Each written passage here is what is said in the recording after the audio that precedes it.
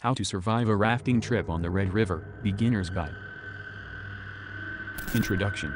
Good morning, ladies and gentlemen. My name is Hank and I've been a whitewater rafting guide at Red River Outfitters for almost 5 years now. In that time, I have survived hundreds, if not thousands, of trips, hauling rafters of all experience levels down the Red River. With summer just around the bend, I wanted to put together a short guide which will ensure that you and your family have an amazing time with us, free of murder, evisceration, blood rituals, or worse. Just to keep everyone on the same page, this guide will not cover the ABCs of whitewater rafting in general, only the specifics of rafting with my outfitter on the Red River. We are expecting a great turnout this summer, and if you or anyone else has any questions regarding this guide, please contact us. Making a reservation. Unfortunately, Red River Outfitters does not yet accept reservations over the internet or on the phone. The only way to reserve a raft and guide is to come to our office, located in the old, dilapidated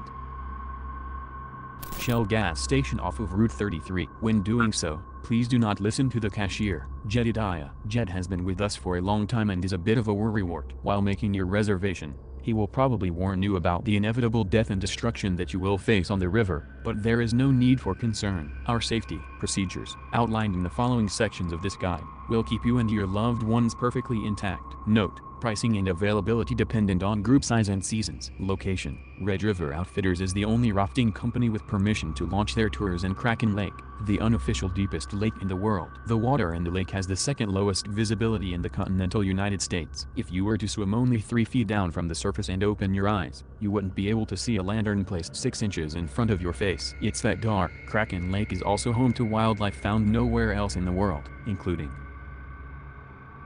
some of the largest freshwater creatures to ever stalk the depths. Even if your loved one isn't interested in rafting, how could you not jump at the opportunity to view some of the world's most ancient and massive beasts? Launching your raft. Although we promote a fun and rule-thin experience for our guests, there are a few things to remember when launching your raft and making your way out of Kraken Lake. First and foremost, and I cannot stress this enough, be as quiet as possible. You never know what's lurking just below the surface. If they don't know you're there, they can't drag your raft to a murky grave. Secondly, the beautiful women swimming in the lake are not employees of Red River Outfitters. No matter how convincing they are, or how much you want to, do not follow them to sign an extra waiver. All waivers were signed before you received your raft. Please ignore the pests. Third, avoid ripples. Now, I know that most beginners will still be getting their sea legs and trying to figure out the best way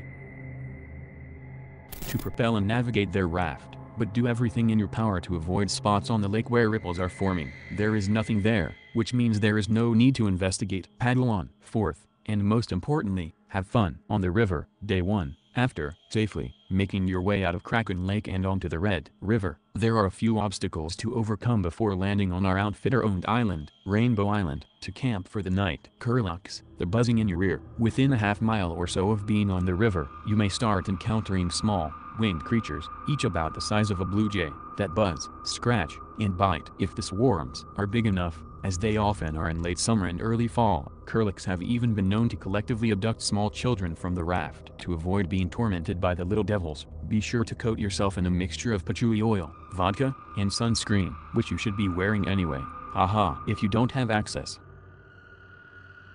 to those 3 ingredients, a well-tested curlew spray is available in the office for a fair price. And, just to be on the safe side, if you are bringing any persons weighing less than 75 pounds on your trip with you, please be sure to weigh them down with river rocks, beverages, or anything else you have on hand. Boulder Canyon. Stay centered. After you and your family make it safely through the curlew zone, you will come to canyon with steep, nearly vertical granite walls stretching a few hundred feet above you. At this point, the river is only about 20 feet across. To be as safe as possible, be sure to position your raft as central as possible, as oftentimes granite chunks, sometimes the size of trucks, will break off the walls of the canyons and splash into the river below. Believe me, you wouldn't want to get caught under one of them. Camping. Rainbow Island. Rainbow Island is a breathtaking piece of land purchased by Red River Outfitters nearly 20 years ago. It is the perfect place to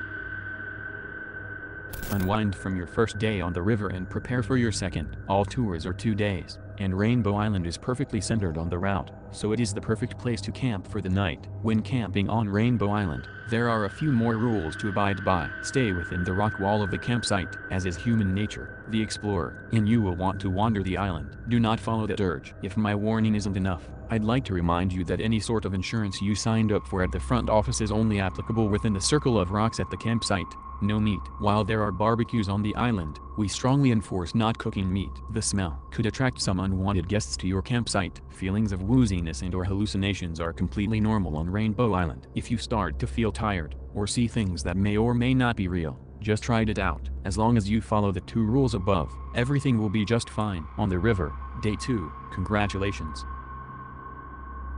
You made it through the first day of the tour and are just waking up from a wonderful night's rest on Rainbow Island. Today will be just as fun as yesterday, as long as you keep to the strict guidelines detailed below. Leech caverns. Stay in the boat. Sometime in the afternoon, the river will take you and your group through a series of caverns. While rafting through those caverns, make sure to keep every part of your body inside the boat. Leeches are a common thing on the Red River, just as they are in most water bodies in the world, and are normally nothing to be afraid of. However, those in the caverns are a different species, growing to the size of house cats. The last thing you or a family member would want is to have one of those blood-sucking pests latch on and go to town. Just one can drain a full-grown male cow in less than 5 minutes. Trust me, I've seen it happen. The Morrison cold, you're almost there. Depending on water levels and the speed of flow, you may reach the last large bend in the river by either evening or nighttime. Either way, you will begin to see torches lining both sides of the river bank.